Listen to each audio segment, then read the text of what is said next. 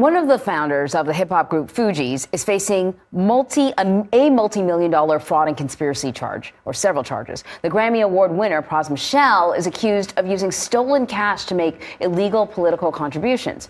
In 2019, a 2019 indictment accused Michel of helping a Malaysian financier embezzle money from a state-owned investment fund. He allegedly tried to persuade U.S. officials to abandon an investigation into that financier's business dealings. Michel has denied all wrongdoing. So for more on this, I want to bring in Randy Kessler. He's a lawyer who has represented several celebrities and a trial law professor at Emory University. He's also a founding partner at K&S Family Law Firm. Thanks for joining us. So I remember reading about this years ago, and I guess I just thought that it had somehow resolved itself, but it was quite sort of complicated. So can you just explain to us what the government is alleging happened? Well, quite complicated is sort of an understatement. This could be a whole course in law school. It could be a whole, documentary and a whole TV show, and it probably will be. But generally, the government is trying to say, foreign governments, stay away from us, keep out of our business. And they're saying that he was somehow involved on two fronts. One, funneling money to the Obama administration by paying for donors to come to events and then reimbursing them with foreign money. And then later trying to pressure the next administration, the Trump administration, into releasing a dissident or getting him back to China, and maybe not even helping with the prosecution of this guy, Jho Low, who everybody knows is behind the scenes, and he's a co-defendant, but he's just not here. He's in China, so he's not really subject to this jurisdiction right now. So what is the defense arguing exactly?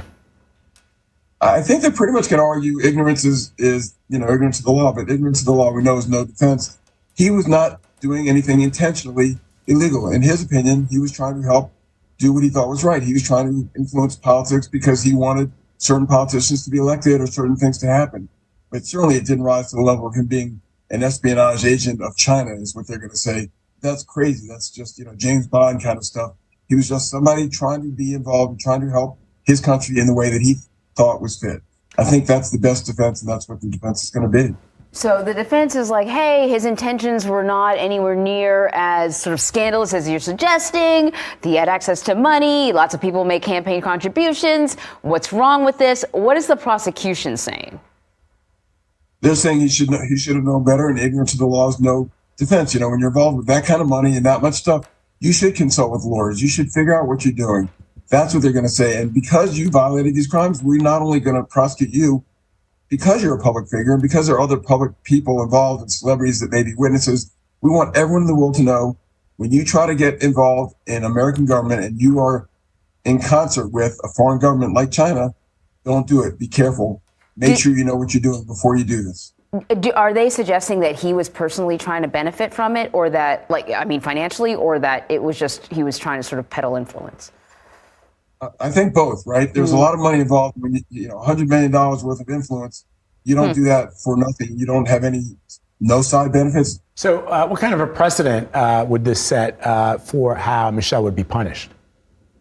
So, we call in the law a chilling effect. We want this to have a chilling effect on this kind of conduct. We want people to stop doing this. And this is why you see celebrities, entertainers, athletes often prosecuted, sometimes harsher or more vigorously than the average person, because the public pays attention to cases like this.